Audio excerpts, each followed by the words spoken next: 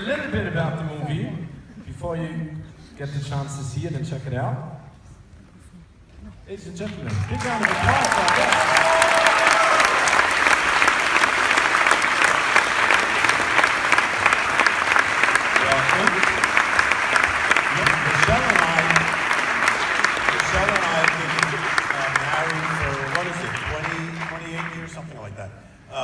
And we've done a lot of things together. We've done a lot of political things together. In California, we overturned Proposition 8, which led the way to marriage equality in America, the Supreme Court. We went to the Supreme Court. We did a number of things. And we just launched, as you mentioned, a committee to investigate Russia, which is all about what happened during the last election. But this is the first time we've made a film together. And this meant every day, all day, and she wasn't nervous at all, but I was a little bit nervous about that idea, and the best surprise of all is that it worked out unbelievably great. It was so thrilling, and so we're going to keep doing it, right? Okay. Good news.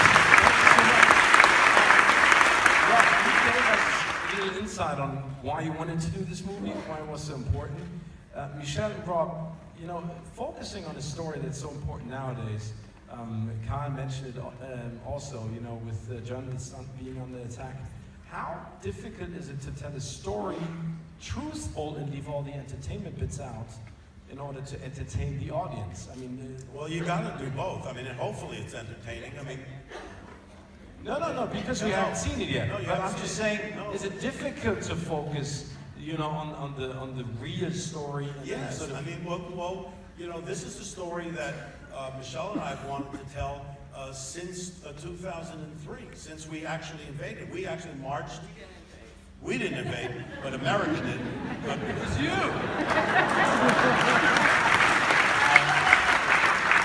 But, you know, there were protests all over the world, you know, against America going into Iraq, and we knew it was wrong-headed, and we marched in protest. And it, like we mentioned in the film, and I think James' character, Strobel, mentions the fact that, you know, it's like seeing your kid run into the street, and there comes the truck, and you want to... And all you can do is watch. Yeah, and you see your child get hit by a truck. And that's what we saw happening. Everything that happened as a result of our invasion of Iraq happened.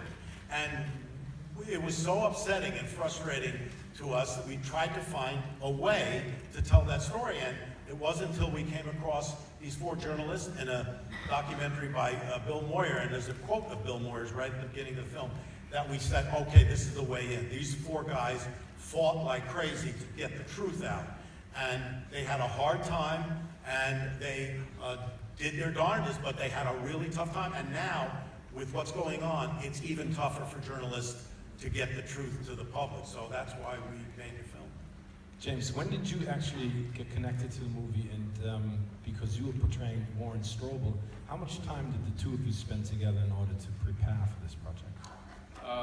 I was lucky enough to sit down with Warren a month or two in advance, I think, something like that. I couldn't get, I'm an information hog. I just couldn't get enough information about the story that we were telling. I commended Rob's and his passion in telling this story. I actually reached out to you all and said, can I sit down with him? And they said, we were actually just getting ready to ask you if you wanted to. So Warren was kind enough to come out and sit down with me in LA. I offered to go to DC, but he said no, he'd rather see the sunshine and go to the palms, see the palm trees.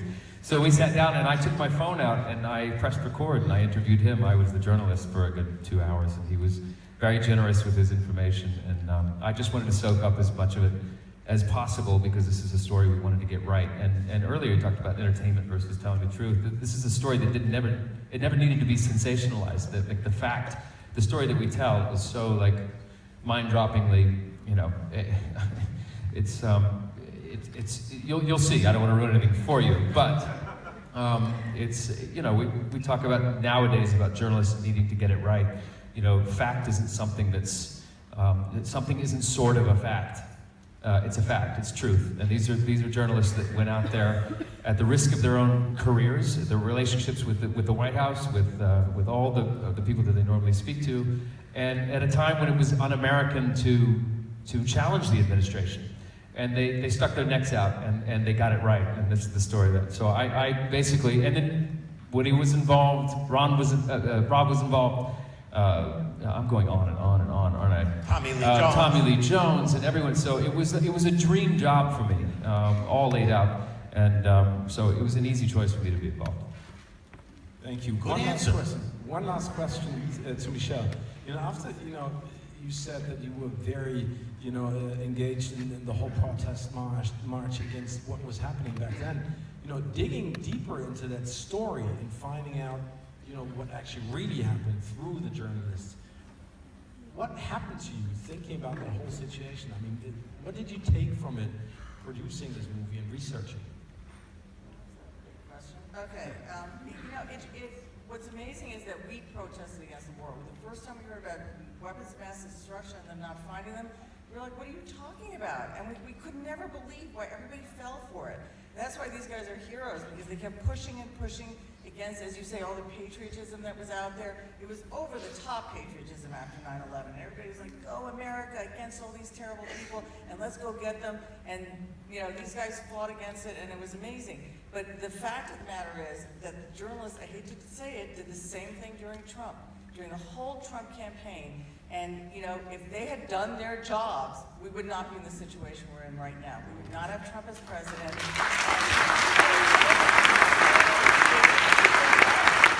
Like the people that our reporters were up against. They didn't do their jobs either. They just had easy access to the White House. They wanted to just do press releases coming from the White House.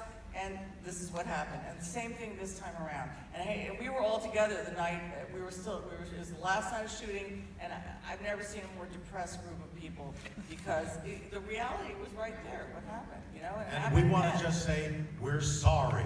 We're sorry to the world. Thank you very much, Michelle, James, and Rob, for bringing this great movie to Zurich. We're very much looking forward to Shock and Awe. Ladies and gentlemen, before we're going to start with the world premiere, please stay seated after the movie, because we will be meeting the three journalists up on stage right here, and we're going to talk just a little bit about the movie. So thank you so much. Enjoy the evening. All the very best. Thank you.